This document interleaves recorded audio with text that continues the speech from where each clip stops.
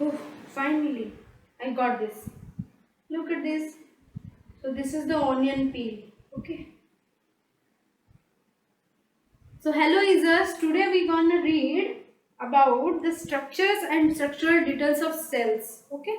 देखा ये ऑनियन पील निकालने में जान निकल गई, ऊपर से आंसू भी आ गए. ठीक है. तो सोचो छोटे छोटे सेल्स को निकालने में, छोटे छोटे सेल्स के पीसेस उसको देखने में कितनी जान निकलती होगी साइंटिस्ट लोगों की. ठीक है. तो इसीलिए हम लोग पढ़ चुके थे लास्ट वीडियो में. अगर नहीं देखा है तो go and watch the first lecture on cell. ठीक है, the section 1 on cell. So today we gonna study about some other techniques which we gonna use while studying a cell. ठीक है. हमने माइक्रोस्कोपी के बारे में डिस्कस कर लिया था टोटल, वो कैसे हुआ था, क्या हुआ था. अभी लेटेस्ट माइक्रोस्कोप क्या निकाला गया है, ये सब हम देख चुके हैं. ठीक है. तो अभी और कुछ चीजें जो माइक्रोस्कोपी के साथ, some techniques used in studying cells. ठीक है. ठीक है. Some more techniques. तो उसमें क्या आता है, सबसे पहले माइक्रोटोम. माइक्रोटोम. अच्छा, तो बायोलॉजी में टोम का मतलब क्या होता है, टोमी. ठीक है. टोमी, हिस्टेरेक्टोमी, वेसेक्टोमी, ये सब वर्ड्स से तो आप लोग 10th तक बहुत सारा मतलब बहुत ज्यादा एक्वेंटेड होंगे. टोमी मतलब काटना. ठीक है. Slicing into pieces.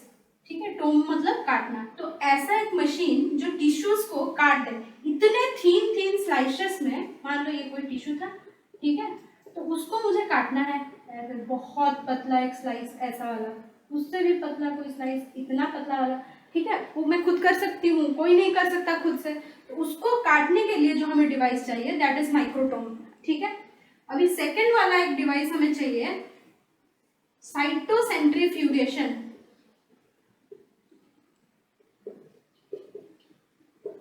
ठीक है. ये साइटोसेंट्रीफ्यूगेशन क्या है, this is a technique where हम पढ़ चुके थे ना कि सेल क्या है. सेल एक बैग है, एक कंटेनर है जिसके अंदर बहुत सारे बायोमोलिक्यूल्स रखे हुए हैं, बहुत सारे आयोन्स रखे हुए हैं. और वो सिर्फ क्या करते हैं, वो सिर्फ रिएक्ट करते रहते हैं एक दूसरे के साथ, एनवायरनमेंट के साथ इंटरेक्ट करते हैं, वही सब काम चलता रहता है. ठीक है. तो वो कौन से बायोमोलिक्यूल्स है, कौन से मॉलिक्यूल्स हैं, क्या रिएक्शन चलता रहता है, उसको जानने के लिए हमें सेल को तोड़ना पड़ेगा पूरा, उसको पूरा ग्राइंड करना पड़ेगा. तभी तो पता चलेगा कि हम लोग बाहर में जो रिएक्शंस कर रहे हैं वो सब चीजें बन रहे हैं कि नहीं बन रहे सेल के अंदर.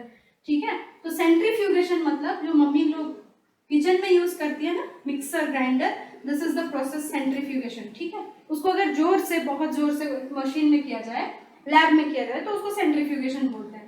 ठीक है. साइटो मतलब सेल.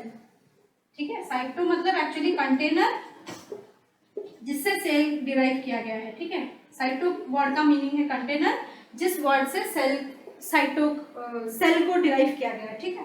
अभी साइटोसेंट्रीफ्यूगेशन मतलब वही सेल को पूरा पेस्ट कर देना ताकि उसका बायोमोलिक्यूल्स पता चल जाए. अभी थर्ड वाला क्या है, स्टेनिंग टेक्निक. ठीक है. स्टेनिंग. अच्छा, आप लोग लिखते समय बुक में मार्कर्स यूज करते हैं कि नहीं करते हैं, या फिर पढ़ते समय, नोट्स लिखते समय कहीं भी मार्कर्स यूज करते हैं ना. क्यों यूज करते हैं, ताकि आप एक इंपॉर्टेंट पार्ट को डिफ्रेंशिएट कर सके बाकी पार्ट से. ठीक है. तो उसको देखने के लिए ही आप स्टेनिंग टेक्निक्स यूज करते हैं. इसीलिए एक कॉन्ट्रास्ट प्रोवाइड हो जाए. मतलब पीछे वाला, मैं ब्लैक मार्कर से क्यों लिख रही हूँ, क्योंकि व्हाइट है, ब्लैक में दिखेगा अच्छे से. ठीक है. वो स्टेन ही तो है, ये क्या है, स्टेन ही है ब्लैक. तो वही स्टेनिंग करते हैं हम ताकि डिफ्रेंशिएट हो जाए दो चीज. ठीक है. वही हो गया स्टेनिंग टेक्निक. कलरिंग बोल सकते हो, डाई. ठीक है. पर्टिकुलर डाई देके हम हाईलाइट करवाते हैं. ठीक है. That is done. So these are the 3 important techniques other than microscopy which we use while studying a cell. ठीक है. अभी हम लोग चलते हैं, जो पहले आज तक हमने सेल का क्या देखा है, थोड़ा बहुत जितना भी पता है वो थोड़ा डिस्कस कर लेते हैं. ठीक है. तो आप लोग बचपन में जब 6th 7th शायद 8th में जब थे, या फिर जो आज नए भी पढ़ रहे हैं छोड़ो. ठीक है. तो सभी ने देखा होगा शायद, आई गेस, ऑनियन पिल। ये देखा होगा ना, मैडम लोग पहले करते थे, ठीक है, ऑनियन पिल। और एक क्या, चिक सेल्स, चिक सेल्स, ठीक है, ये ऑनियन पिल सेल्स और चिक सेल्स, ये सभी ने देखा होगा लगभग, ठीक है। तो यहाँ पे ऑनियन सेल्स, ऑनियन पिल क्या है, ऑनियन क्या है, प्लांट है ना, तो basically it is a typical plant cell, typical plant cell था, ये एनिमल सेल था, हमसे ही तो मिलता है, तो एनिमल सेल, ठीक है। और क्या, इसको किससे स्टेन करते थे हम लोग देखते टाइम, इसको स्टेन करते थे हम लोग सैफ्रानिन स्टेन से, सैफ्रानिन, ठीक है, सैफ्रानिन स्टेन यूज करते थे। इसमें क्या यूज करते थे, मिथाइलिन ब्लू, ठीक है, मिथाइलिन ब्लू यूज करते थे। और क्या, हमने जो पिक्चर देखी वो हम देखेंगे बस थोड़ा सा। और क्या, हमने जब देखा था इन लोगों को, जैसे हमने देखा था, तो हमने क्या देखा था कि कुछ स्ट्रक्चर्स ऐसे हैं, हेक्सागोनल टाइप्स, ठीक है, ऐसे हैं, और उनके अंदर एक तो डेंसली कलर्ड, बीच में एक densely coloured membrane bound structure है, ठीक है, ऐसा कुछ देखा था। यहाँ पे भी देखा था, यहाँ पे बस इतना डिफरेंस था कि ये जो सेल्स थे रिजिड थे, उनका कोई पर्टिकुलर शेप था, पर यहाँ पे जो सेल्स हमने देखे थे इनके अंदर वो कुछ पर्टिकुलर शेप नहीं थी, ये ऐसे कुछ भी शेप के थे, ठीक है, कुछ भी शेप के हो सकते हैं, ऐसे कुछ भी, पर ये वाला चीज, ये बीच वाला densely packed membrane bound structure वो था सभी में, ठीक है। ये क्या है, दिस इज योर न्यूक्लियस, ठीक है, दोनों में ही ये न्यूक्लियस हमें मिल रहा था, ठीक है। लेकिन एक डिफरेंस ये हमने देखा कि इसका, ये देखो बहुत रिजिड था, पर इसका कुछ रिजिड नहीं था, बहुत सारे शेप्स में थे, तो ये था द आउटर डीलिमिटिंग, ठीक है, जो बाहर से इस कंटेनर का एक आउटर मेम्ब्रेन, ठीक है, मान लो, जो कि इसको बाहर से लिमिट करता था, ठीक है, तो डीलिमिटिंग, आउटर मोस्ट डीलिमिटिंग स्ट्रक्चर, इसको हम लोग सेल मेम्ब्रेन बोलते थे, ऊपर वाला सबसे। इसका जो ये वाला था, जो हमें दिखता था बहुत मोटा मोटा सा, वो था सेल वॉल, सेल मेम्ब्रेन तो हो नहीं सकता, सेल मेम्ब्रेन का कोई फिक्स शेप है नहीं है, सॉरी, सेल मेम्ब्रेन का कोई फिक्स शेप नहीं है, ठीक है, so this was the cell wall. चलो, और क्या, इसके अंदर एक्चुअली सेल मेम्ब्रेन हमें दिखा, कब दिखा, जब हमने इलेक्ट्रॉन माइक्रोस्कोप में देखा, ठीक है, पर हम लोग तो स्कूल में वो लाइट माइक्रोस्कोप यूज करते थे ना, कंपाउंड वाला, तो उसमें हमें नहीं दिखता था उतना अच्छे से, पर हाँ हमें यहाँ पे कुछ कुछ मॉलिक्यूल्स ऐसे थोड़े थोड़े कुछ कुछ दिखे थे, बहुत छोटे ही सही, पर ऐसे थोड़े थोड़े दिखे थे, ठीक है। और यहाँ पे कुछ पानी टाइप का नजर आया था, ठीक है, अंदर में, ठीक है, ये पानी टाइप का कुछ नजर आया था, ये जो पानी, सेमी फ्लूइड मैट्रिक्स। अच्छा, मैट्रिक्स मतलब क्या होता है, मैट्रिक्स का मतलब वही बेस, ठीक है, जो मीडियम, ठीक है, जैसे आप लोग पानी में ऑयल डाल दो, तभी पानी क्या हो गया, एक मैट्रिक्स हो गया, उसमें जो ऑयल बबल्स है वो सब कंटेनर्स ऑफ ऑयल हो गए, मतलब बबल्स ऑफ ऑयल हो गए, ड्रॉपलेट्स ऑफ ऑयल हो गए, ठीक है, तो मैट्रिक्स मतलब वही, ये था सेमी फ्लूइड मैट्रिक्स। ये सेमी फ्लूइड मैट्रिक्स को क्या कहा गया, साइटोप्लाज्म, ठीक है, साइटोप्लाज्म। चलो, और जो ये जो हमने न्यूक्लियस देखा था, बाद में पता चला कि इस न्यूक्लियस, ये न्यूक्लियस इतना डेंसली कलर्ड क्यों था, इतना डेंसली कलर्ड ये इसलिए था क्योंकि इसके अंदर क्रोमोसोम्स थे, क्रोमोसोम्स, ठीक है, क्रोमोसोम्स, जिसके अंदर हमारा जेनेटिक मटेरियल था, जेनेटिक मटेरियल, ठीक है, जिसके ऊपर जेनेटिक मटेरियल था, ठीक है, क्रोमोसोम्स, जोम्स मतलब बॉडी, सोमा, सोमा मतलब बॉडी होता है, वही सोमा से जोम्स बना है, ठीक है, सोमा मतलब बॉडी, ठीक है, क्रोमा, क्रोमो मतलब क्रोमा मतलब कॉलर टेकिंग, ठीक है, क्रोमो, क्रोम मतलब कॉलर ही होता है ना, क्रोमा, क्रोमा लाइट कलर, ठीक है, तो क्रोमो मतलब कलर टेकिंग बॉडी, या फिर कलर्ड बॉडी, ठीक है, इसीलिए उसको क्रोमोसोम्स बोला गया, क्योंकि डेंस कलर लिया था, बहुत ज्यादा कलर एक्वायर कर लिया था, इसीलिए उसको क्रोमोसोम्स बोला गया। ठीक है, चलो, तो इतना हम लोग बहुत पहले पढ़ चुके थे, इतना ही स्ट्रक्चर हमने देखा था। तो चलो अभी मैं ये मिटाती हूँ और just visualise how it looked. ठीक है, विजुअलाइज हाउ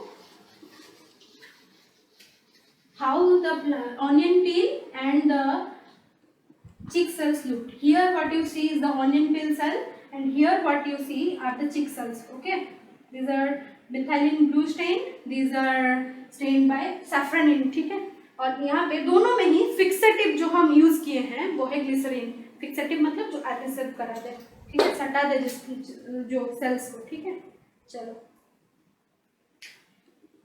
देखिए, चलो अभी चलते हैं नेक्स्ट पर। तो साइटोप्लाज्म को क्या है, साइटोप्लाज्म हम लोग देखे सेमीफ्लूइड मैट्रिक्स वगैरह है।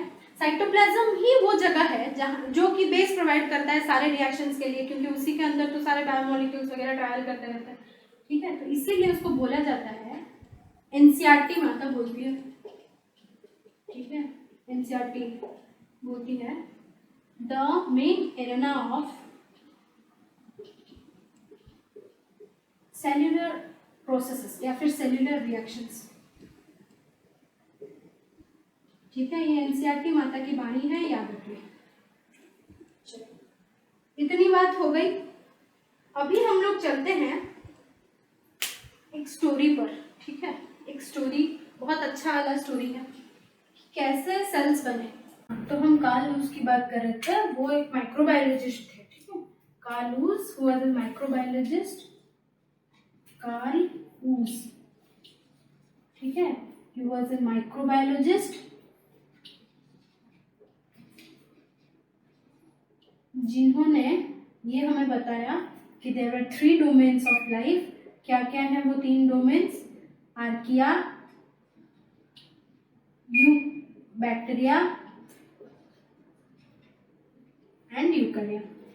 ठीक है, ये 3 डोमेन्स ऑफ लाइफ हमारे हो गए। ठीक है, ये 3 डोमेन्स ऑफ लाइफ क्या है, कैसे ओरिजिनेट हुए और डोमेन क्यों बोला जाता है उनको, चलो थोड़ा देखते हैं। ठीक है, ये बेसिकली फॉर्म्स ऑफ ऑर्गेनिजम्स है अकॉर्डिंग टू द टाइमलाइन, मतलब जब से अर्थ की ओरिजिनेशन हुई तब से लेकर आज तक ये 3 कैटेगरी ही बने हैं। ठीक है, on the basis of their molecular inheritance, molecules जिस बेसिस पे पाए गए हैं उनमें। ठीक है, तो चलो सबसे पहले बेटा जब पूरा हॉट डाइल्यूट सूप था तब क्या हुआ था ना, एक पर्टिकुलर था, ऐसे ही था, कुछ ऑर्गेनल्स अपने अंदर, कुछ बायोमोलिक्यूल्स, कुछ न्यूट्रिएंट्स मॉलिक्यूल्स अपने अंदर समेट के रखा था, एक कंटेनर था। ठीक है, जो कि एक पर्टिकुलर फंक्शन कर पाता था, कुछ भी करने के लिए वो एक पर्टिकुलर चीज को यूटिलाइज करके कुछ फंक्शंस करता था। ठीक है, वैसे बहुत तरह तरह के थे, एक ये था, एक दूसरा कोई था, एक तीसरा कोई था। ठीक है, कुछ ऐसे भी होंगे जो कि डायरेक्ट सनलाइट को यूज करके या फिर वो जो न्यूट्रिएंट्स थे उन्हीं को यूज करके अपना एनर्जी डायरेक्टली बनाते थे, ऐसा ही था, ऐसे ही थे कुछ। ठीक है, कुछ थे जो डायरेक्ट सनलाइट यूज करते थे, कुछ थे जो न्यूट्रिएंट्स यूज करते थे जो वहां पे था। ठीक है, बहुत एफिशिएंटली लेकिन बना लेते थे वो। ठीक है, सबसे ज्यादा एनर्जी बन रही थी इनसे, और ये डायरेक्ट सनलाइट से बना लेते थे, सनलाइट। ठीक है, सनलाइट से बना लेते थे। ऐसे सब ऑर्गेनिजम्स हुआ करते थे। जैसे इनकी आबादी बढ़ती गई तो इनमें क्या हुआ, रिसोर्सेस कंपटीशन होने लगा, रिसोर्सेस घटने लगे। ठीक है, उनको लगा कि अरे नहीं भाई, अभी तो मतलब हमें चाहिए, अपने आप को स्ट्रॉन्गर बनाना पड़ेगा ताकि हम यहाँ पे जिंदा रह सके। ठीक है, इस कंपटीशन में, वही वाला थ्योरी। ठीक है, तो कुछ लोगों ने क्या किया, कुछ लोगों ने जिनका थोड़ा रेप्लिकेशन पावर था वगैरह था, तो उन लोगों ने तब क्या किया, उनका ही नाम था, ठीक है, आर्किया। ठीक है, क्योंकि तब क्या था, बहुत एक्सट्रीम कंडीशन थी, बहुत ज्यादा टेम्परेचर, बहुत ज्यादा हीट। ठीक है, एक्सट्रीम कंडीशन थी, तो तब जो जिंदा थे, बहुत ज्यादा आबादी में थे, वो थे आर्किया। ठीक है, तब आर्किया बहुत ज्यादा आबादी में थे। तो इन लोगों ने क्या किया, अपने आप को थोड़ा एफिशिएंट बनाने के लिए, न्यूट्रिएंट यूटिलाइजेशन में एफिशिएंट, थोड़ा एनर्जी प्रोडक्शन में एफिशिएंट, ऐसा सब बनाने के लिए इन लोगों ने क्या किया, ज्यादा न्यूट्रिएंट्स इकट्ठा करने के लिए इन लोगों ने क्या किया, ये सेल अपना मेम्ब्रेन को डिवाइड करने लगा, एक्सटेंड करने लगा, ठीक है, अपना मेम्ब्रेन ये एक्सटेंड करने लगा। कैसा किया,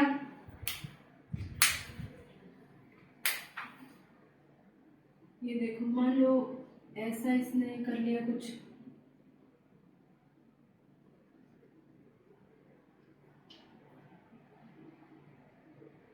ठीक है, ये क्यों किया, ताकि वो ज्यादा अपने अंदर ज्यादा स्टोर कर सके, ठीक है, और डिफरेंट चीजों को डिफरेंट जगह पे स्टोर कर सके, ताकि हर एक चीज अपने अपना काम कर सके, किसी को कोई एक दूसरे के काम में दखल अंदाजी ना करे, और ये अपना जिंदगी जीता रहे अच्छे से, ठीक है। उस वजह से तो क्या हुआ, ऐसे जो सब स्ट्रक्चर्स बन गए, ये सब स्ट्रक्चर्स के अंदर आके और ज्यादा न्यूट्रिएंट्स घुस गए, ठीक है, ये सब स्ट्रक्चर्स के अंदर आके और ज्यादा न्यूट्रिएंट्स घुस गए। अभी न्यूट्रिएंट्स घुसने के बाद इनके अंदर क्या हुआ, ये सब बंद हो गया ऐसे, ठीक है, ऐसे सब बंद हो गए, सबके सब बंद हो गए, ऐसे सब निकले थे ना, ऐसे ही,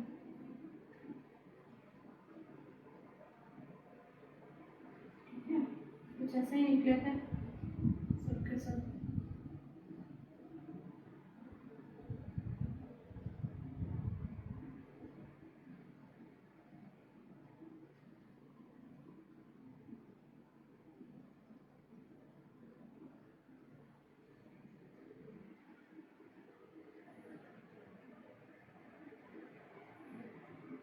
सब बंद हो गए, उसके अंदर मतलब ये सारे जो कंपार्टमेंट्स थे उसके अंदर और ज्यादा न्यूट्रिएंट्स घुस गए और ये सब बंद हो गए, ठीक है, ऐसे बन गया पूरा स्ट्रक्चर, सब बंद हो गए। तो अभी जो बंद हुआ, ये लोग अभी क्या किए, इसके अंदर वही था, ठीक है, वो जो जेनेटिक मटेरियल जो भरा हुआ था वो अपना था, जेनेटिक मटेरियल और कुछ न्यूट्रिएंट्स, ठीक है, कुछ प्रोटीन्स वगैरह जो भी था, ये सब था, आरएनए, डीएनए, कुछ भी, चलो। तो ये बनते बनते कैसा बन गया बेटा, ऐसा पूरा, ठीक है, खुद को थोड़ा मॉडिफाई करने लगे ये लोग, ताकि कंपार्टमेंटलाइजेशन वो अच्छे से काम कर सके, ठीक है,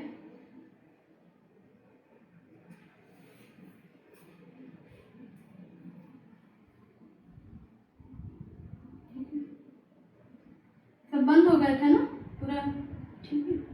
तो ये क्या हुआ, ये पूरा एक मेम्ब्रेन बन गया, और कुछ उनमें से ये मेम्ब्रेन से सेपरेट हो गए, ये जो आउटर वाला है ना वो सेपरेट आउट हो गया, और इनमें से ये सारे कुछ सेपरेट आउट हो गए, ठीक है,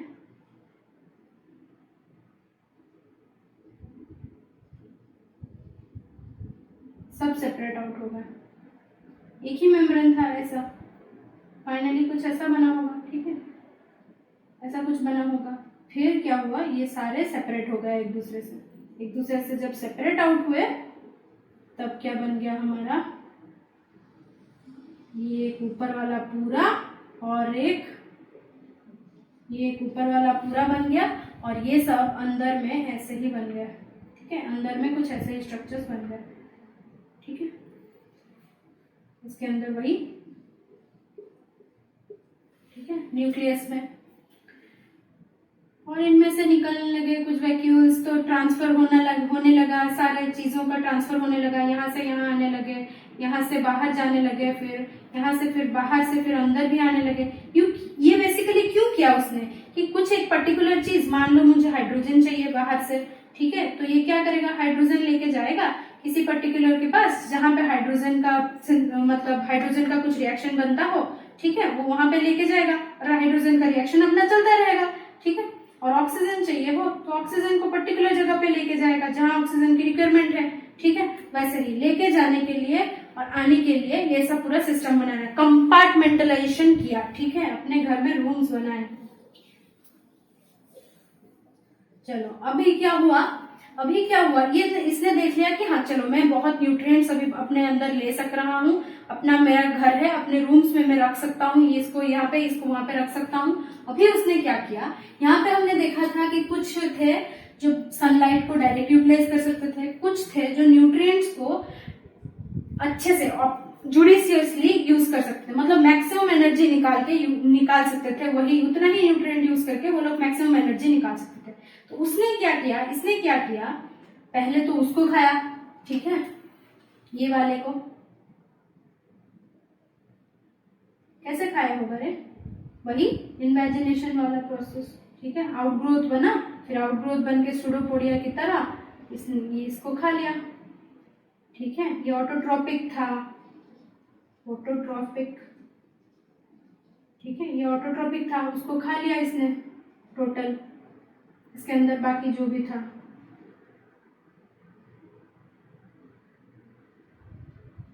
सब स्ट्रक्चर्स में, ठीक है,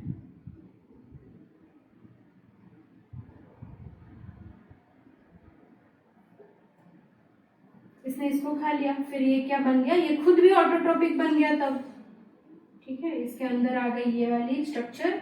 हाँ देखो, ये जब निकल के गई, ये जब गई, ठीक है, ऐसा कुछ बना होगा वैक्यूल में, जैसे आप लोग देखते थे, ये वाला कुछ ऐसा बना होगा ना, इसके चारों ओर बंद होने से पहले कुछ ऐसा तो बना ही होगा, ठीक है। फिर जब ये सेपरेट हो गया तब क्या हुआ, इसमें दो सेल मेम्ब्रेन आ गए, ये वाला एक उसका खुद का था एक मेम्ब्रेन, और दूसरा वाला एक मेम्ब्रेन ये वाला बना, ठीक है, एक दूसरा वाला मेम्ब्रेन ये वाला बना जिसने उसको सराउंड किया, ठीक है। तो इसके ऊपर दो मेम्ब्रेन आ गए, ये डबल मेम्ब्रेन बन गया, ठीक है, डबल मेम्ब्रेन,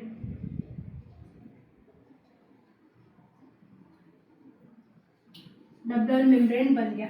चलो, और बाकी चीजें वैसे के वैसे हैं, ठीक है। सो दिस इज क्लोरोप्लास्ट, ये था मेरा, ये बन गया मेरा क्लोरोप्लास्ट, और ये बन गया मेरा ऑटोट्रॉपिक यूकैरिया, ठीक है। यहां से उसको प्रोटो यूकैरिया बोलना हम शुरू कर देंगे, क्योंकि देखो पूरा एंडो मेम्ब्रेन सिस्टम जिसे हम बोलते हैं ना, पूरा सारा बन चुका है यहाँ पे, एंडोप्लाज्मिक रेटिकुलम, उसके बाद गोल्गी कॉम्प्लेक्स, वो उतना डिफ्रेंशिएटेड नहीं हुआ है, बट हाँ चलो कंपार्टमेंटलाइजेशन बन चुका है, एंडो मेम्ब्रेन सिस्टम बन चुका है, ठीक है। इसीलिए यहाँ पे भी हम लोग यूकैरिया बोलेंगे इसको, यूकैरिया, ठीक है, प्रोटो यूकैरिया।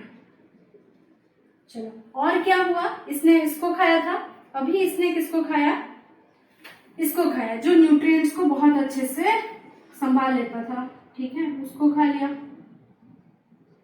चलो उसको खा लिया, उसके अंदर अपने जेनेटिक मटेरियल थे, ठीक है, उसको खाया, और बाकी तो उसका जो भी था, ये जो भी अंदर था, तो ये फाइनली ये कैसा बन गया, ये कुछ ऐसा बन गया,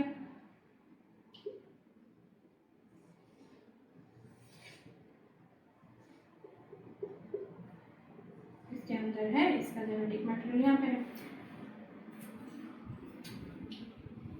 इसको जब इसने खाया तो ये जो एनर्जी बहुत अच्छे से प्रोड्यूस करता था, उसको हम लोग माइटोकॉन्ड्रिया बोलने लगे, माइटोकॉन्ड्रिया, ठीक है, माइटोकॉन्ड्रिया बोलने लगे। और ये जो हमारा सेल बना, ये हेटेरोट्रॉपिक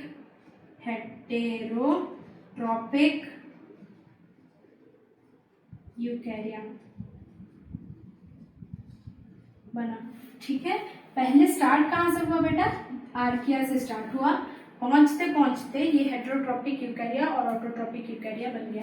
और देखो ये जो माइटोकॉन्ड्रिया और जो क्लोरोप्लास्ट बना, ये डबल मेम्ब्रेन कैसे बन गए, क्योंकि ये एंडोसिम्बायोन्ट्स हैं। ये जो ऑर्गेनिजम्स हैं, ये दूसरे ऑर्गेनिजम्स थे जो कि प्रिमोडियल स्टेज पे थे, ठीक है, जो कि उतना डेवलप नहीं थे, और उनमें सिर्फ एक प्रोसेस डेवलप था, और वही प्रोसेस को अपने अंदर यूटिलाइज करने के लिए आर्किया ने उनको ही खा लिया, ठीक है, उनको अपने अंदर जगह दे दी, ठीक है। चलो, तो इससे बन गया हमारा हेटेरोट्रॉपिक यूकैरिया और ऑटोट्रॉपिक यूकैरिया। अभी आप लोग सोच रहे होंगे कि यूबैक्टीरिया कहाँ बना, यहाँ तो आर्किया तो ऑलरेडी था, यूबैक्टीरिया कैसे बना अभी, तो ये आर्किया ने क्या किया, अपने आप को बचाने के लिए, ठीक है, अभी ये लोग बहुत स्ट्रांग हो गए, ठीक है, ये सब बहुत स्ट्रांग हो गए, तो अपने आप को बचाने के लिए इसने क्या किया, आर्किया ने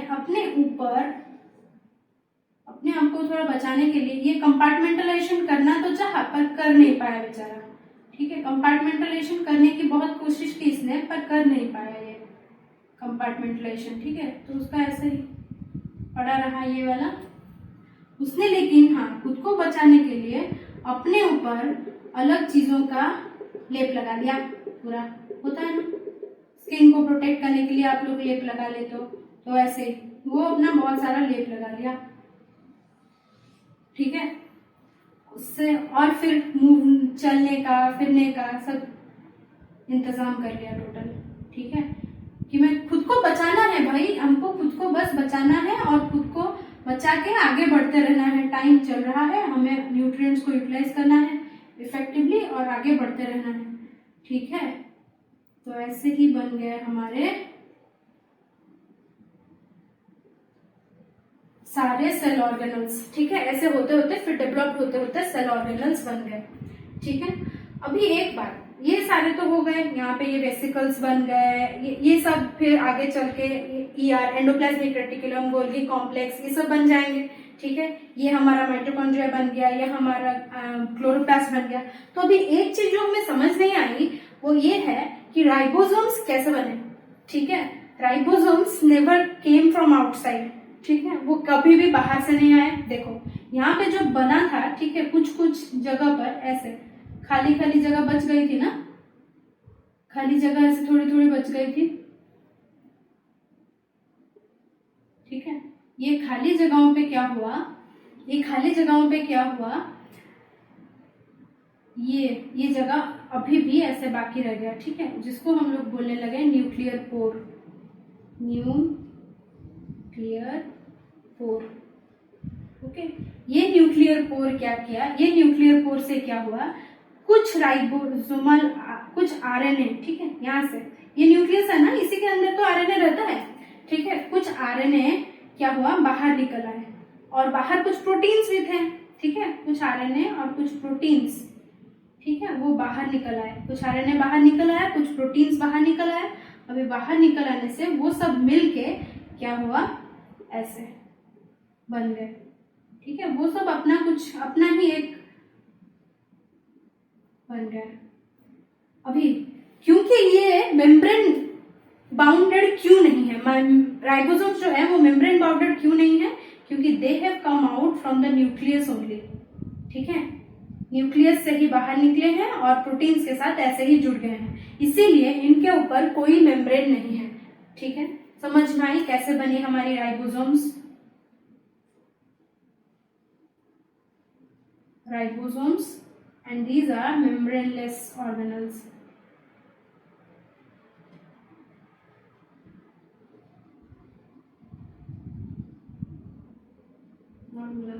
चलो समझ में आई, ये पूरी बात हो गई।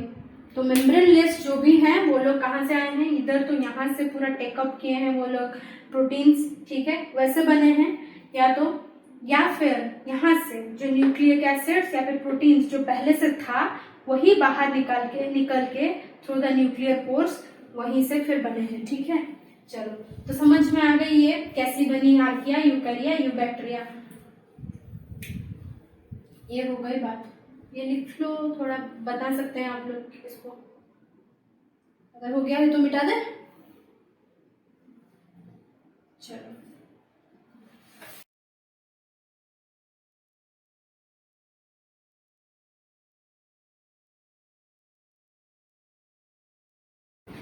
ये सेल्स जो होते हैं सिर्फ एक तरह के होते हैं क्या, है ना, बहुत सारे शेप्स होते हैं, बहुत सारे साइजेस होते हैं।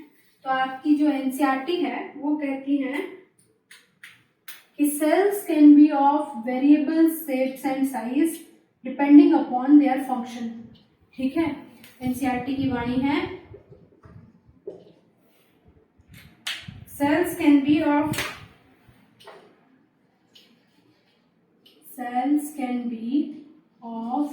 varied shapes depending upon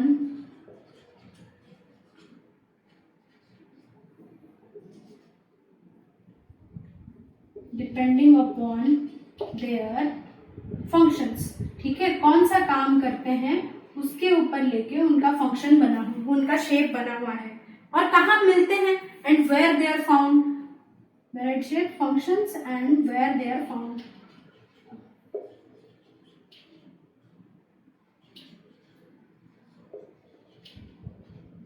ठीक है, ये एनसीईआरटी मार्केट की वाणी है, चलो याद रखें तो अच्छी बात है।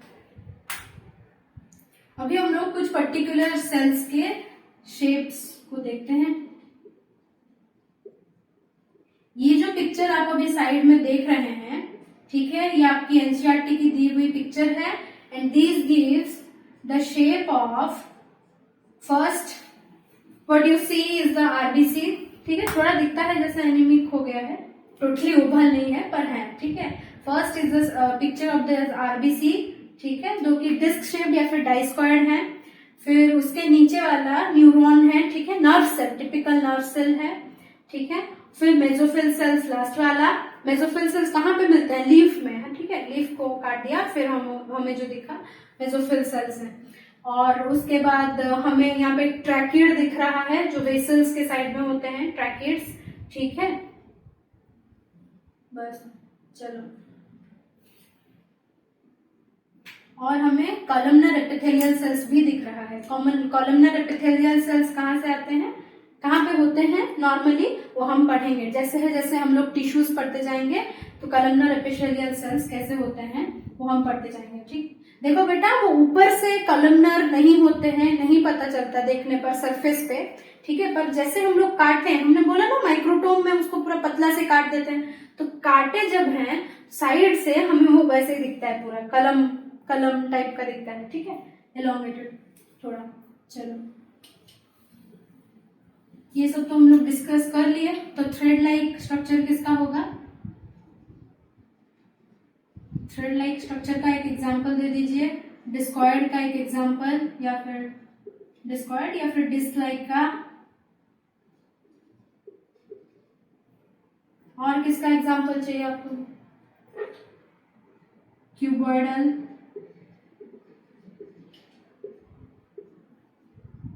कॉलमनर,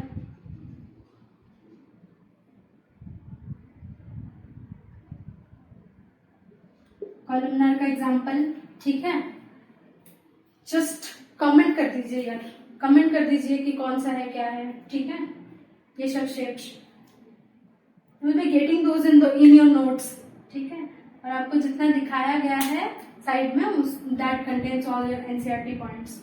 ठीक है, चलो अभी हम लोग चलते हैं साइज की तरफ। ठीक है, साइज की तरफ सबसे छोटा सेल कौन सा है? टिल नोन सबसे छोटा सेल जो मिला है वो है माइकोप्लाज्मा। ठीक है, माइकोप्लाज्मा सबसे छोटा सेल है माइकोप्लाज्मा, उसका साइज 0.3 माइक्रोन है। ठीक है, वायरसेस 0.02 माइक्रोन्स के आते हैं, पर वो लिविंग है ना, माइकोप्लाज्मा लिविंग है। ठीक है, पर वायरसेस तो लिविंग में नहीं आते, वायरसेस 0.02। ठीक है, हमारा माइक्रोमीटर। और हमारा नॉर्मल बैक्टीरियल सेल्स उनकी साइज कितनी होती है? 3 to 5 माइक्रोमीटर होता है। कोई eukaryotic cell, typical eukaryotic cell का क्या साइज होता है? सेल का साइज होता है 10 to 20। ठीक है, 10 to 20 micrometre. RBC, human RBC की साइज होती है 7 माइक्रोमीटर, उसकी डायमीटर होती है basically, this is it diameter. ठीक है, ये उसकी डायमीटर होती है। ठीक है, और क्या आरबीसी के अलावा? हाँ, आज तक का सबसे बड़ा, ठीक है, single cell, single isolated cell, largest single isolated cell, ऐसे लिख लो, लार्जेस्ट सिंगल आइसोलेटेड सेल कौन सा है? Ostrich egg. ठीक है, ostrich egg is the largest single isolated cell till now. पर अभी क्या हुआ है, एंड न्यूरॉन को पहले क्या बोला जाता था? Longest cell, human neuron. ठीक है, न्यूरॉन नर्व सेल उससे बोला जाता था पहले लॉन्गेस्ट सेल। ठीक है, ये बोला जाता था। पर अभी जो है हम लोग पा चुके हैं जायंट स्क्विड न्यूरॉन। ठीक है, द जायंट, इसको लिख लो, द जायंट, या फिर स्क्रीनशॉट भी ले लो, चलो जो भी करो, the giant squid neuron, giant squid neuron is the longest and largest nerve cell found till now. ठीक है, nerve cell found till now. चलो, ये giant squid कभी कभार आपके एग्जाम्स में आ जाते हैं, सो रिमेम्बर दिस. इसके बाद आप ये पिक्चर थोड़ा विजुअलाइज कर लें. हाँ, और ये पिक्चर आप जो देख रहे हैं ये आपकी एनसीईआरटी की दी हुई कुछ सेल्स हैं जिनका साइज दिया हुआ है. ठीक है, that is your NCERT diagram, so remember that. Okay, चलो अभी हम लोग चलते हैं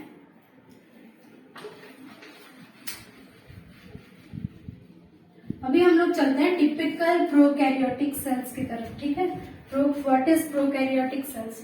अभी हमने देखा था बेटा कि कंपार्टमेंटलाइजेशन एक सेल में थी और दूसरी में कंपार्टमेंटलाइजेशन नहीं थी. ठीक है, जो आर्किया है और जो यू बैक्टीरिया है, eubacteria, this come under prokaryota. Prokaryota. ठीक है, प्रो मतलब प्रिमिटिव, कैरियन मतलब होता है न्यूक्लियस. ठीक है, जिनमें प्रिमिटिव न्यूक्लियस पाया जाए वो होते हैं प्रोकैरियोटा. ठीक है, प्रिमिटिव न्यूक्लियस वाले.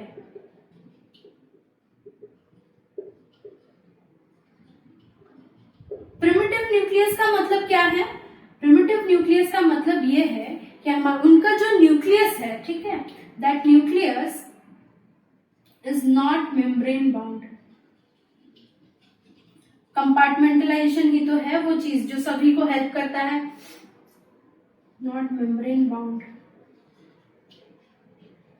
और भी बहुत सारे डिफरेंसेस हैं प्रिमिटिव न्यूक्लियस और एडवांस न्यूक्लियस में. ठीक है, we will be studying that in the course of time, but अभी के लिए just remember this, their nucleus is not membrane bound and that is the most important thing.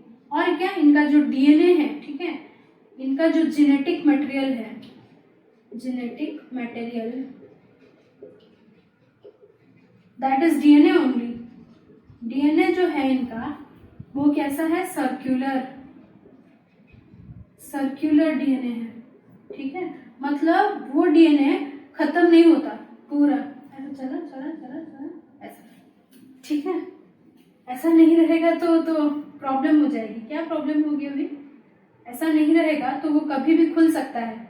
ठीक है, खुल के वो कहीं भी चला जाएगा, इसीलिए उसको बाउंडेड बना दिया है ऐसे. ठीक है, पूरा सर्कुलर, तो एटलीस्ट एक रीजन में बना रहे. ठीक है, इसीलिए. चलो डायग्राम बनाते हैं पूरा और टिपिकल प्रोकैरियोटिक सेल को पढ़ते हैं.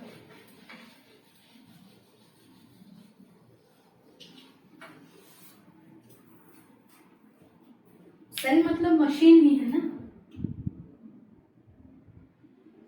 बी प्राउड बिकॉज सबसे एफिशिएंट मशीन है. हमारा मशीन तो बहुत ज्यादा है. चलो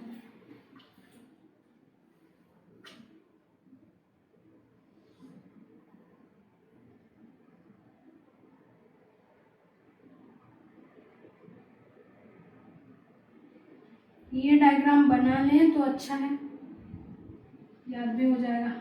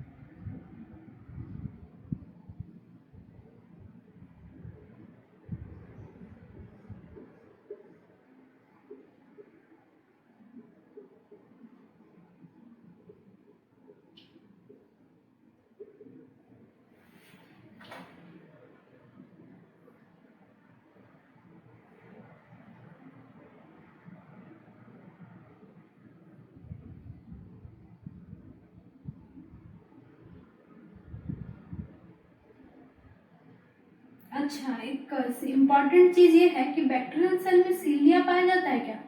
बहुत बच्चों की गलतफहमी होती है कि बैक्टीरियल सेल में सीलिया भी पाया जाता है। ये बहुत बड़ी गलतफहमी है बेटा, दूर करो। देयर आर नो सीलिया फाउंड, ठीक है? बैक्टीरिया में सीलिया नहीं होती। सीलिया आर कंप्लीटली यूकैरियोटिक स्ट्रक्चर्स।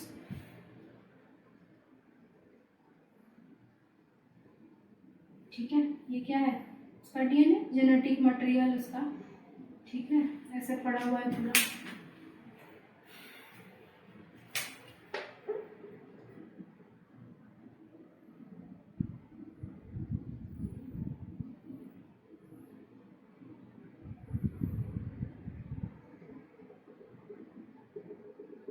ये क्या है? सब सेल इंक्लूजन, ठीक है? मेम्ब्रेन बाउंडेड है क्या? सब मेम्ब्रेनलेस है, ठीक है? क्योंकि वो अपने आप ऐसे ही जो भी था उसको सब सराउंड किया था इसने, ठीक है? अभी भी जो भी आता है बस उसको रख लेता है। ये सब सबके सब मेम्ब्रेनलेस हैं, ठीक है? और ये सब राइबोसोम्स वैसे ही ऊपर ऊपर गिरे हुए हैं। उसको डिफरेंट कलर से करते हैं ताकि आप लोगों को पता चल जाए कि राइबोसोम्स कौन है, सेल इंक्लूजन कौन। सेल इंक्लूजन में आपके एनसीईआरटी में गैस वैक्यूल्स भी दिया हुआ है, ठीक है? वो वैक्यूल्स जो हैं, वैक्यूल्स कैसे बन गए यार? वैक्यूल्स तो मेम्ब्रेन बाउंड होते हैं और इनके अंदर तो बिल्कुल नहीं होने चाहिए, क्योंकि ये तो मेम्ब्रेन बाउंड रहने के लायक ही नहीं है। मतलब खुद को उतना एडवांस बनाया ही नहीं कि मेम्ब्रेन से कुछ चीज़ों को बाउंड कर सके, है कि नहीं? ये सबसे अच्छा चीज़ है। क्या है? चलो देखते हैं क्या है, ठीक है? पता चलिए। What is this? This is the flagella. Okay? This is the flagella. ये क्या है? ऊपर वाला सबसे ज्यादा क्या है? ग्लाइकोकैलिक्स। ग्लाइकोकैलिक्स कितने तरह के हो सकते हैं? ये या तो स्लाइमी हो सकता है, स्लाइम लेयर, या फिर हो सकता है ये कैसा? Capsule, thick and tough layer, ठीक है? ये क्या है? उसके अंदर वाला cell wall, always cell wall. अच्छा, सेल वॉल कैसा बनता है बेटा? सेल वॉल क्या मतलब अंदर से कुछ होके बनता है या फिर बाहर से उसके ऊपर डिपोजिशन हो जाए तब बनता है? अंदर का सिक्रेशंस कुछ अंदर से आएगा, कुछ बाहर से आएगा और मिल के बन जाते हैं, ठीक है? There is always both accretion and interception, मतलब इनसाइड से भी कुछ चीजें सीक्रेट आउट होंगी और बाहर से भी कुछ चीजें आएंगी, वो दोनों मिल के, ये हम पढ़ेंगे प्लाज्मा मेम्ब्रेन। चलो, ये सब क्या है? फिम्ब्रे, फिम्ब्रे, ठीक है? ये क्या है? ये जो इनवेजिनेटेड वाला, व्हाट इज दैट? मीसोजोम, ठीक है? मीसोजोम को और क्या कहा जाता है बेटा? कॉन्ड्रॉइड। इसको थोड़ा दूसरा कलर से लिखते हैं, कॉन्ड्रॉइड भी कहा जाता है इसको। क्यों? ऐसा माना जाता है कि दिस मीसोजोम्स आर एनालॉगस, मतलब फंक्शनली सिमिलर हैं इसके साथ, माइटोकॉन्ड्रिया के साथ, ठीक है? इसीलिए उनको बोला जाता है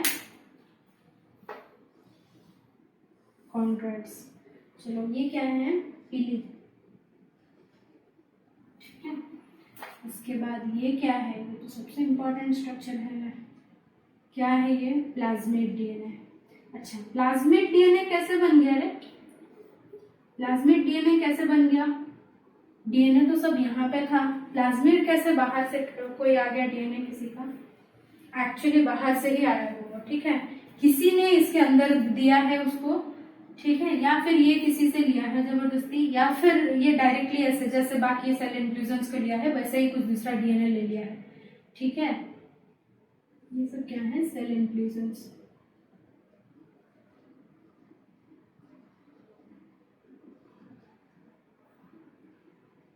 ये क्या है? जेनेटिक मटेरियल न्यूक्लियोइड रीजन कहेंगे उसको, रीजन, ठीक है, न्यूक्लियोइड रीजन कहेंगे विद द जेनेटिक मटेरियल, ठीक है। ये ट्रू न्यूक्लियस नहीं है, फॉल्स न्यूक्लियस। ये जो सब है ये है राइबोसोम्स,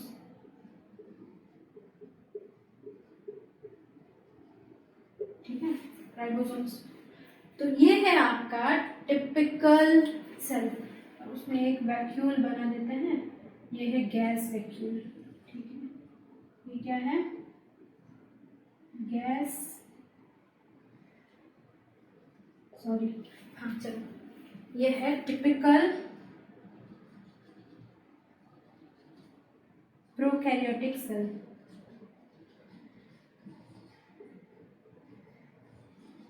अब पूछेंगे कि मैडम ये किसमें आता है, आर्किया में या फिर आर्किया में या फिर यूबैक्टीरिया में?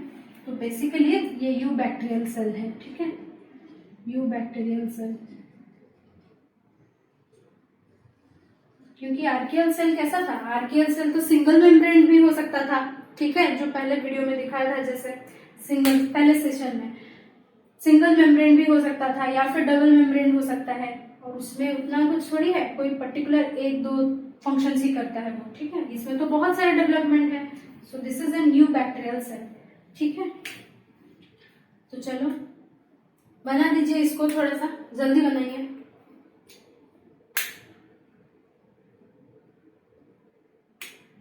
ये जो हमने बताया जो थियरी में कि उसने इसको खाया, फिर उसने और बाकी चीजों को खाया, ठीक है, बाकी चीजों को निगल लिया, उसको हम लोग बोलेंगे एंडोसिम्बायोंट थियरी। क्या बोलेंगे, एंडोसिम्बायोंट थियरी, ठीक है, दैट इज कॉल्ड एंडोसिम्बायोंट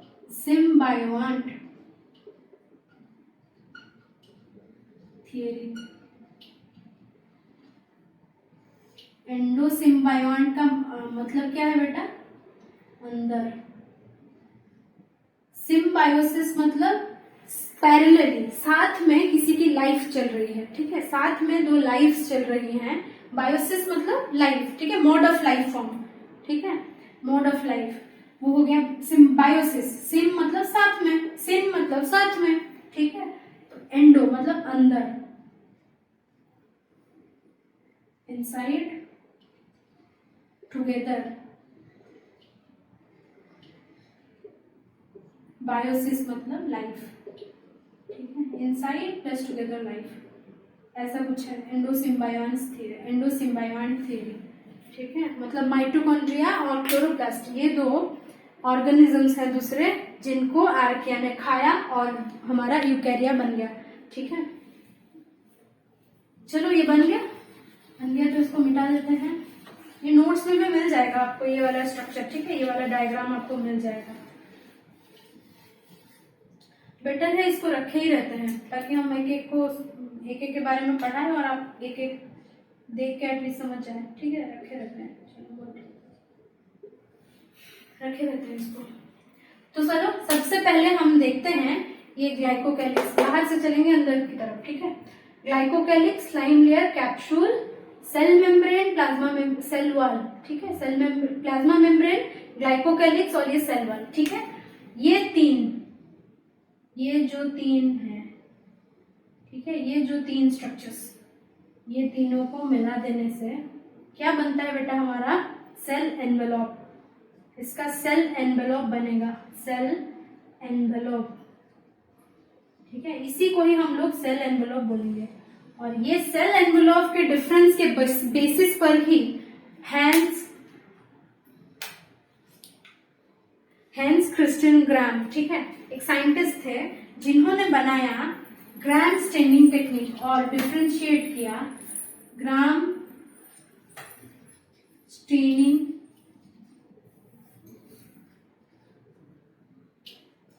टेक्निक, ठीक है, ग्राम स्टेनिंग टेक्निक, ठीक है। ये स्टेनिंग टेक्निक से ही हमें पता चलेगा कि कौन सा बैक्टीरिया ज्यादा एडवांस्ड है, मतलब एडवांस्ड के बारे में पता चले या ना चले, जरूर ये पता चल जाएगा कि कौन सा विरुलेंट है, कौन सा नॉन विरुलेंट, मतलब कौन सा हमें ज्यादा इफेक्ट करेगा, कौन सा हमें कम इफेक्ट करेगा, ठीक है। चलो थोड़ा देख लेते हैं कि पहले क्या है सेल एनवेलप, सेल वॉल क्या क्या है, ठीक है। तो ग्लाइकोकैलिक्स दो तरह का हो सकता है। इस साइड में हम लोग लिख लेते हैं हमारा स्लाइम लेयर, स्लाइम लेयर। इस साइड में लिख लेते हैं कैप्सूल, ओके, कैप्सूल। ये दोनों में कुछ डिफरेंसेस हैं, ठीक है, डिफरेंसेस। ये दोनों में डिफरेंस ये है कि दिस इज लूज शीथ, मतलब पतला सा कपड़ा जैसा है, ठीक है, कपड़ा जैसा होता है ना सिल्क का, पूरा शीथ टाइप का, ठीक है, वैसा ही, ठीक है। ये कैप्सूल कैसा है, thick and tough, thick and tough, ठीक है। ये इनमें सिमिलरिटी क्या है, इनमें सिमिलरिटी ये है कि द स्लाइम लेयर, और एक बता देते हैं डिफरेंस, ये स्लाइम लेयर बहुत लूजली अटैच्ड है, इसीलिए कोई भी स्ट्रेस दे दो या फिर कुछ भी अल्कोहल से धो दो तो फिर ये क्या होता है, washed of easily, washed of easily, okay, washed of easily. पर ये पूरा चिपक के रहता है सेल के साथ, formally attached to the cell, formally attached to the cell, okay, formally attached to the cell. चलो अभी और क्या, इनमें सिमिलरिटीज क्या है, इनमें सिमिलरिटी ये है कि दोनों का मॉलिक्यूलर स्ट्रक्चर एकदम सेम है, दोनों बने हुए हैं पॉलीसेकेराइड से,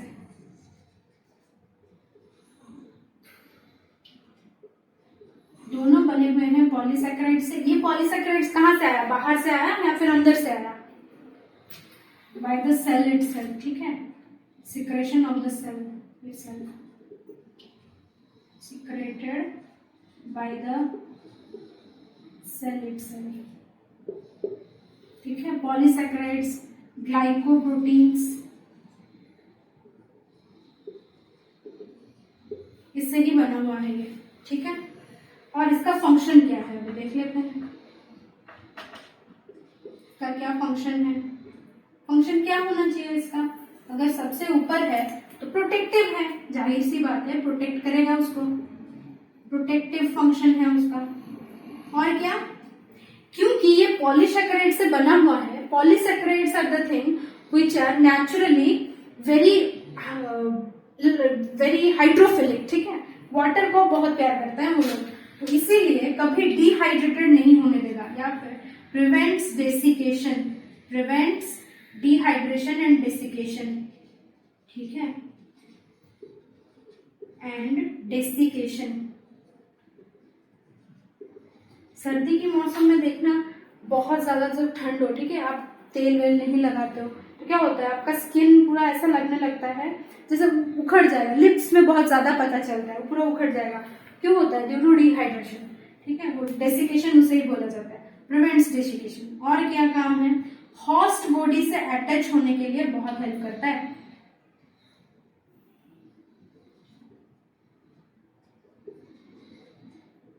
अटैचमेंट टू होस्ट सेल्स, ठीक है, होस्ट बॉडी में अटैच रहने के लिए बहुत हेल्प करता है। और क्या, वीरुलेंसी भी प्रोवाइड करता है, क्योंकि ये प्रोटेक्ट कर लेता है, ठीक है, प्रोटेक्ट कर लेता है, तो क्या होगा, ज्यादातर जो हमारे बॉडी के सेल्स हैं, हमारे बॉडी का जो इम्यून सेल्स हैं, जो इनको खा लेते हैं, बैक्टीरिया को डिग्रेड करते हैं, वायरस को जो मारते हैं, ठीक है, इम्यून सेल्स, वो लोगों से ये बच जाते हैं, क्योंकि पॉलीसेकेराइड जो होता है ना वो स्लिपरी होता है, ठीक है। तो जैसे ही हमारा सेल के पास ये लोग आते हैं पॉलीसेकेराइड की वजह से they slip up, this is what the theory they have explain till now. आप लोग और ज्यादा सोचो, चलो, विरुलेंस प्रोवाइड करता है, सो क्योंकि बच जाता है तो ये ज्यादा इफेक्ट कर पाता है, ठीक है, विरुलेंस।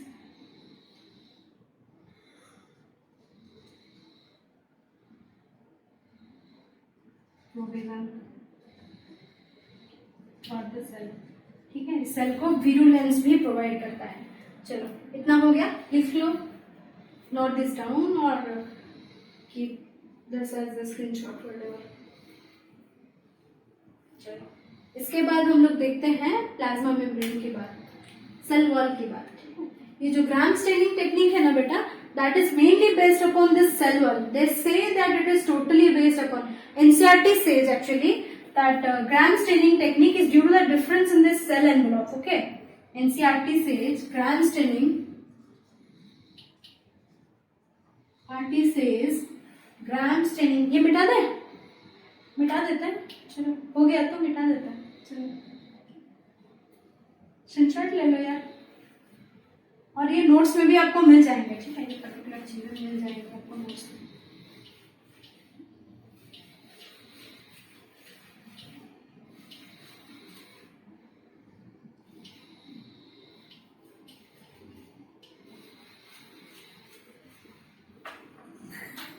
हाँ, एनसीईआरटी कहता है कि ग्राम स्टेनिंग में जो भी डिफरेंसेस आता है that is due to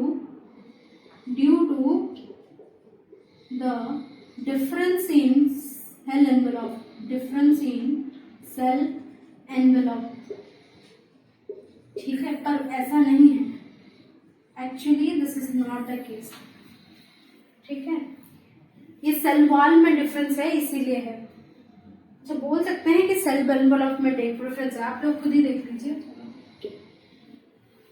cell envelope, ठीक, एनसीईआरटी की बात याद रखिए पहले, क्योंकि आप लोगों का एग्जाम उसके ऊपर बेस्ड है। चलो तो थोड़ा एक काम करते हैं, ग्राम स्टेनिंग कैसे किया जाता है, क्या है थोड़ा देख लेते हैं। ये क्या है, कुछ ड्रॉपलर है समझ लीजिए, ठीक है, ऐसे 3-4 ड्रॉपलर बना लेते हैं, ड्रॉपलर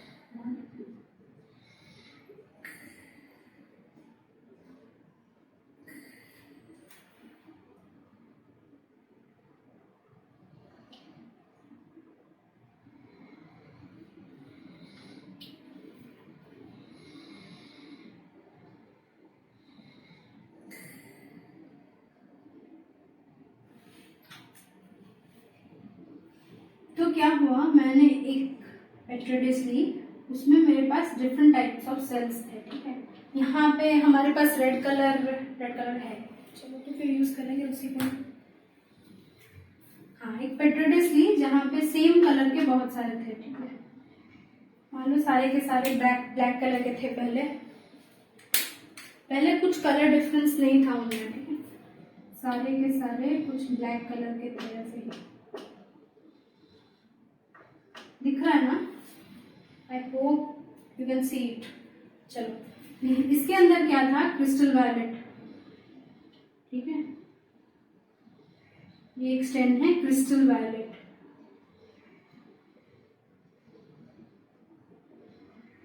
क्रिस्टल वायलेट स्टेन था, ठीक है, इसके अंदर क्या था,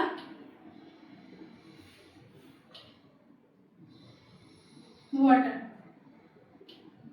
ठीक है, इसके अंदर क्या था, अल्कोहल, ठीक है, अल्कोहल बोलते ही बॉयज लोग खुश हो जाते हैं ना,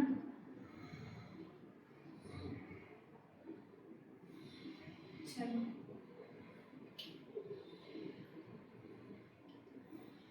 इसको रेड से करेंगे, इसमें था सैफरानिन, ठीक है, सैफरानिन का कलर क्या होता है, रेड, ठीक है, सैफरानिन स्टेन इसमें था,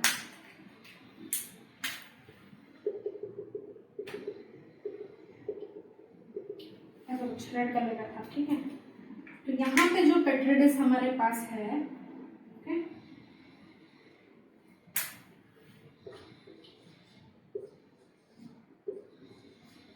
हमने एक पेट्री डिश में ये सब लिया था, ठीक है, एक बार क्रिस्टल वायलेट डालने के बाद क्या हुआ, सारे सेल्स जो ब्लैक कलर के थे उसको वाटर से सारे सेल्स के ऊपर हमने क्रिस्टल वायलेट डाल दिया था, ठीक है, सारे सेल्स एक ही कलर के थे, वही कलर के, ठीक है, क्रिस्टल वायलेट के कलर के, पानी से हमने उसको रिंस कर लिया, फिर भी कोई प्रॉब्लम नहीं थी, उतना जैसे कलर था कुछ वैसा ही था, ठीक है, सब वैसे ही थे, कोई डिफरेंस नहीं आया था हमें।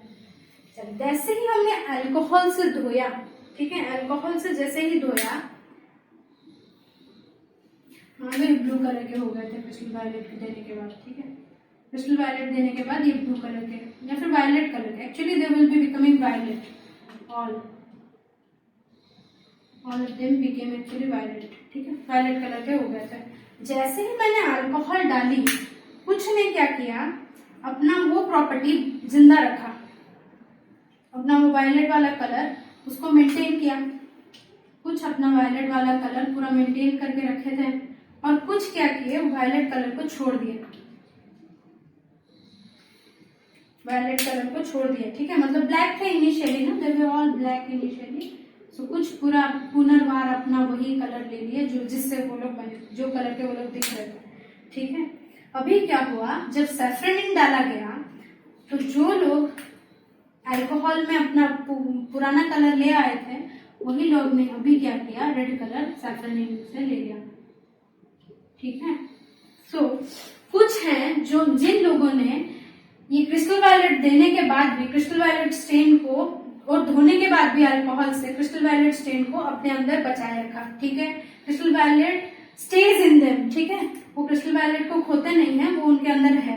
पर कुछ लोगों के साथ क्या हुआ, वो अपना क्रिस्टल वायलेट का स्टेन थ्रो कर दिए और रेड कलर का सैफ्रोनिन स्टेन ले लिए। जो सब यहाँ पे क्रिस्टल वायलेट का स्टेन रखते हैं, ठीक है, those which retain the crystal violet stain, those which retain the crystal violet stain, retain crystal violet stain, crystal violet stain, ठीक है, उनको बोला गया ग्राम पॉजिटिव, ओके। और जो जिन लोगों ने क्रिस्टल वायलेट के स्टेन को नहीं रोका, ठीक है, नहीं रखा, या फिर जिन लोगों ने लॉस कर दिया अपना क्रिस्टल वायलेट का स्टेन, ठीक है, उनको बोला गया those who lost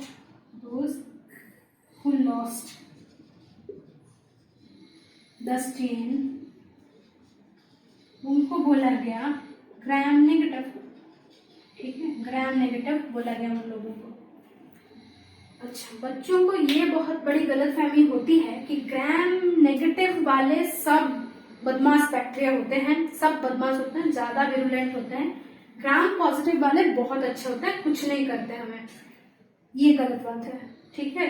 gram positive में भी कुछ हैं जो बहुत गलती करते हैं, बहुत बदमाशी करते हैं, ग्राम नेगेटिव में भी कुछ हैं जो उतने खतरनाक नहीं है, ठीक है। चलो, तो इतना कर लिया, देख लो, इसको लिख लो,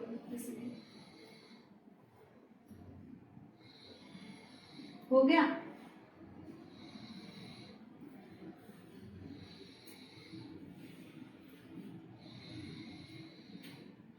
सोचो, बायोलॉजी को थोड़ा सोचो, ठीक है, पढ़ने के अलावा थोड़ा सोचो भी, मतलब क्या हो रहा है, क्यों हो रहा है।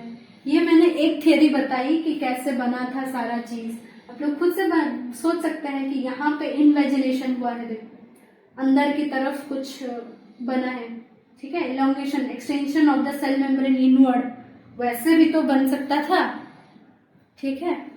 वो थियरी भी एक्चुअली पहले साइंटिस्ट लोगों ने सोची थी, पर ये वाली थियरी ज्यादा बेटर है, क्योंकि देखो इन्वेजिनेशन होने के लिए भी पहले आउटग्रोथ की जरूरत पड़ती है, ठीक है।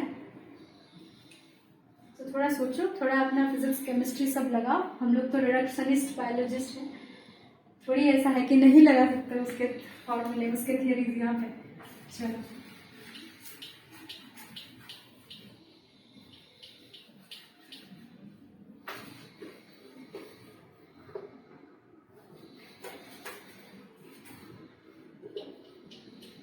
अभी क्या करते हैं, हम देखते हैं कि क्या था वो जिसके वजह से ऐसे डिफरेंसेस आई, ठीक है, किसके वजह से ऐसे डिफरेंसेस आए। तो बेसिकली द ग्राम पॉजिटिव और ग्राम नेगेटिव का डिफरेंस देखेंगे हम, ग्राम पॉजिटिव और ग्राम नेगेटिव, ठीक है, gram negative, okay. Gram positive और ग्राम नेगेटिव में क्या डिफरेंस है।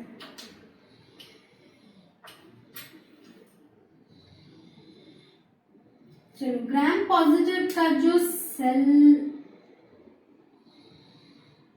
वॉल है, basically these gram positive bacteria lack their capsule, lack capsule, नीचे पे लिख सकता है, ऊपर भी लिख रहा है, लैक कैप्सूल, ओके, ठीक है।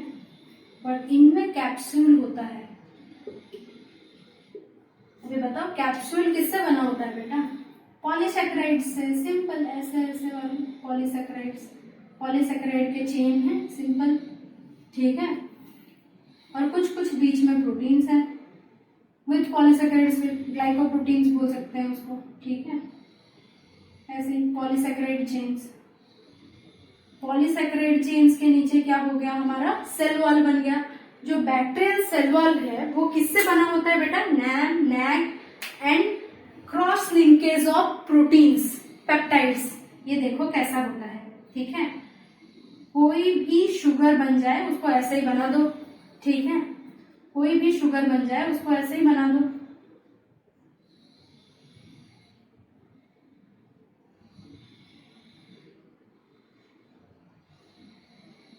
स्पेशली दो sugar which make a 6 membered ring, वो नहीं जो ऐसे ही फ्यूरन स्ट्रक्चर में रहते हैं, ऐसा नहीं। बस ग्लूकोज की बात तो कर ही सकते हैं हम लोग, ऐसे 6 मेंबर्ड वाले ऐसे हेक्सागॉन्स बना के, ठीक है। ग्लूकोज बना है, ठीक है। एन एसिटाइल ग्लूकोसामीन, ग्लूकोसामीन, यही है ना? नैग, ठीक है, नैग है, मतलब यहाँ पे एक तो एन लगा है, उसके साथ एसिटाइल लगा है,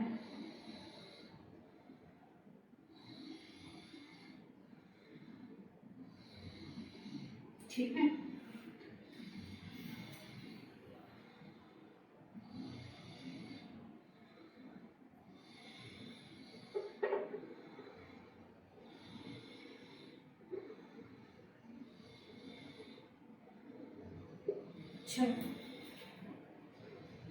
एन एसिटाइल ग्लूकोसामीन, ठीक है। क्योंकि ये जो शुगर है ये पूरा ग्लूकोज है। एमीन क्यों बोला गया है? क्योंकि यहाँ पे एन है, ठीक है, और एक एसिटाइल है, तो अमीन इसीलिए बोला गया है, ठीक है। N acetyl glucosamine. चलो, और क्या है? नैम, एन एसिटाइल, वैसे ही पूरा एन एसिटाइल म्यूरेन या फिर म्यूरेमिक एसिड, ठीक है। म्यूरामिक एसिड या फिर म्यूरेन, ये एक ही है। म्यूरामिक एसिड जो है वो एक तरह का शुगर है, ठीक है, वो पर्टिकुलर तरह का शुगर है। बायोमोलिक्यूल्स में हम म्यूरामिक एसिड का पूरा स्ट्रक्चर देखेंगे, ठीक है। एन एसिटाइल का मतलब क्या है?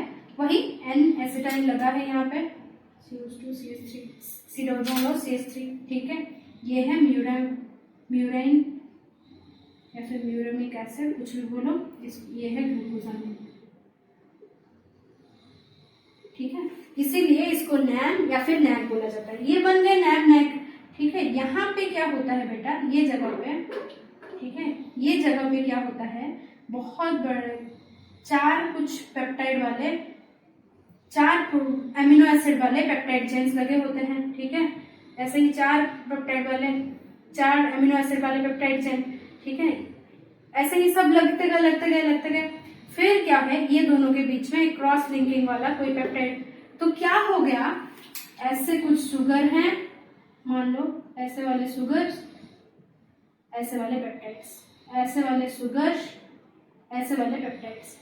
फिर यहाँ पे भी वैसे ही ऐसे वाले शुगर्स, ऐसे वाले पेप्टाइड्स, और फिर पेप्टाइड्स को बांधने के लिए ये 2 पेप्टाइड्स को यहाँ पे बीच में पेप्टाइड्स। मतलब क्या? ये पूरा ऐसे एक क्रॉस लिंक बना रहा है, ठीक है। ऐसा पूरा एक क्रॉस लिंक बन रहा है, ऊपर में क्रॉस लिंक पूरा, यहाँ पे ये सब शुगर की जगह है, और ये सब बीच बीच में जो लगा हुआ है ये सब क्या है? पेप्टाइड लिंकेज है, ठीक है।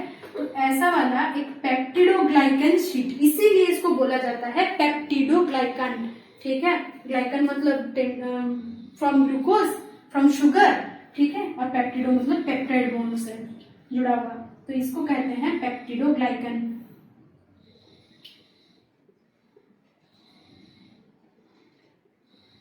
ग्लाइकन शीट, एक पेप्टिडोग्लाइकन का शीट बन गया, ठीक है। उसके नीचे क्या हो गया? Cell wall, bacterial cell wall is made up of that. तो यहाँ पे भी वैसे ही सेल वॉल बना होगा पेप्टिडोग्लाइकन से, ठीक है। ये पेप्टिडोग्लाइकन को, शीट्स को जोड़ने के लिए सेल मेम्ब्रेन फिर अंदर है, ठीक है। ये सेल वॉल था, ये मेरा सबसे ऊपर वाला कैप्सूल था, फिर ये मेरा सेल मेम्ब्रेन था। तो ये सेल वॉल को सेल मेम्ब्रेन से जोड़े रखने के लिए कुछ मॉलिक्यूल्स के इस्तेमाल किए जाते हैं। थोड़ा डिफरेंट कलर से बनाते हैं। कुछ मॉलिक्यूल्स के इस्तेमाल किए जाते हैं, ठीक है, ऐसे बीच बीच में होते हैं। वो क्या होते हैं? टेकोइक एसिड, टेकोइक एसिड, ठीक है, ये होते हैं टेकोइक एसिड, जो कि यहाँ पे नीचे सेल मेम्ब्रेन होता है, वो सेल मेम्ब्रेन के साथ पेप्टिडोग्लाइकन शीट अगर लिख लिया हो तो हम मिटा देते हैं इसको, ठीक है। ये है मेरा सेल मेम्ब्रेन, ये सेल मेम्ब्रेन के साथ अटैच करते हैं उसको, ठीक है। और ये जो थोड़ा सा स्पेस आपको दिख रहा है ना, that is the periplasmic space. क्या है वो? ये वाला भी स्पेस बोल सकते हैं आप, ये वाला पर्टिकुलर, ये वाला स्पेस, ठीक है।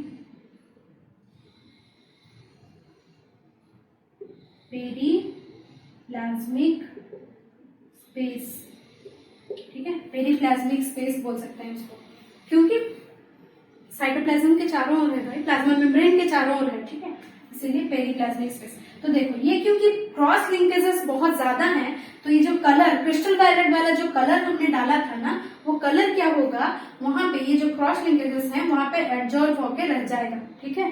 मतलब वो कलर आके पूरा यहाँ पे सटक के रह गया है, मतलब बीच में जो है वो जा नहीं पाया है और पूरा लग के रह गया है। जैसे आप लोग मान लो कोई सीव है, ठीक है, छन्नी है, तो उसमें जब आप नींबू को ज्यादा घिस देते हो तो वो कैसा लग के पूरा रह जाता है ना, तो वैसे ही कलर भी नहीं जा पाया और रह गया है, ठीक है।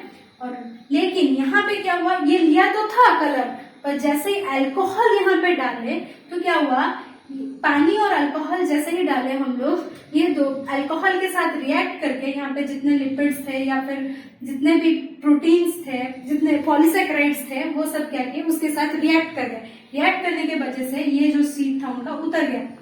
समझ में आया? ये उतर गया, स्लाइम लेयर होगा तो उतर जाएगा, वरना ऐसे ही वो कलर तो धुल ही गया, ठीक है। धुल जाने के बाद कलर जब हम वापस से सैफ्रेनिन डाले तब क्या हुआ, ये रेड कलर अटेन कर लिया, रेड कलर को रिटेन कर लिया, ठीक है। तो this is the difference between gram stains, मतलब gram positive and gram negative bacteria. सबसे इंपॉर्टेंट चीज ये है कि इसमें कैप्सूल नहीं है, इसमें कैप्सूल है, इसीलिए ये लोग ज्यादा विरुलेंट है, ऐसे बोला जा सकता है, मोर विरुलेंट, ठीक है, मोर विरुलेंट, ये लेस विरुलेंट वाले, ठीक है। और क्या है, इनका जो पेप्टिडोग्लाइकन लेयर है, ठीक है, पेप्टिडोग्लाइकन लेयर और सेल वॉल इज थिक, ठीक है। इनका थीन पेप्टिडोग्लाइकन, थीन पेप्टिडोग्लाइकन, ठीक है। इनमें टेकोइक एसिड, टीए लिख देते हैं शॉर्ट फॉर्म में, ठीक है, प्रेजेंट है। टेकोइक एसिड क्या है? लिपिड है, ठीक है, लिपिड है। तो टेकोइक एसिड क्या करता है, ये लिपिड है और अंदर भी तो लिपिड से बना हुआ है हमारा सेल मेम्ब्रेन, ठीक है, उसको उसके साथ अटैच करने का काम करता है, इसीलिए। समझ में आया? चलो, और क्या है डिफरेंसेस, यहाँ पे टेकोइक एसिड नहीं है, यहाँ पे पॉलीसेकेराइड का एक ऊपर वाला लेयर है, polysaccharide layer, saccharide layer above, ठीक है। एक चीज अगर आप लोग बहुत चीजों बच्चे ये भूल जाते हैं कि ऊपर कैसा है नीचे कैसा है, ठीक है। अभी आप लोग एक बेसिक चीज याद रख लीजिए, तीनों लेयर जिसमें हो, ठीक है, कैप्सूल, फिर अंदर वाला सेल वॉल, फिर अंदर वाला प्लाज्मा मेम्ब्रेन, वो तीनों लेयर जिसमें हो वो हो जाता है ग्राम नेगेटिव। क्यों? क्योंकि उसमें कैप्सूल है तो पॉलीसेकेराइड है ऊपर वाला, ठीक है, और अंदर वाला क्या है, पेप्टिडोग्लाइकन, फिर अंदर वाला है लिपिड्स, फॉस्फोलिपिड बाइलेयर, ठीक है। चलो, तो अभी और I guess you will not forget, so that ends this today's sessions. Thank you and keep thinking about biology. Okay, लिख लीजिए इसको, अगर खत्म हो गया तो चलो बाय। नेक्स्ट क्लास से हम लोग कैरी ऑन करेंगे फ्रॉम सेल वर्ल्ड, ठीक है, सेल, प्लाज्मा मेम्ब्रेन, प्लाज्मिड्स, ये सब, ठीक है। ओके, चलो bye. Don't worry about this notes, they'll be finally available to you in the description. चलो बाय।